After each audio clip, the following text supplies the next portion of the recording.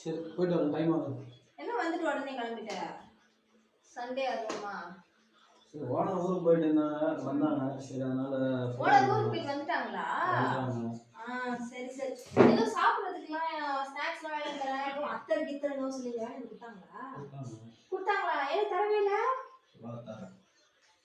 சரியா? எப்போ வாங்கி வச்ச? சொல்லவே இல்லை. நல்லா இருக்குமா? நல்லா இருக்கும், நல்லா இருக்கும். வீடு லாக்கத்துல இதுதான் அத்தர், கேரளா ஸ்பெஷல். என்னது இது? இதுதான்டி அத்தர். தேனா? அத்தர்னா இது பர்ஃப்யூம் மாதிரி போட்டுக்கிறது. நீ என்ன நினைச்ச?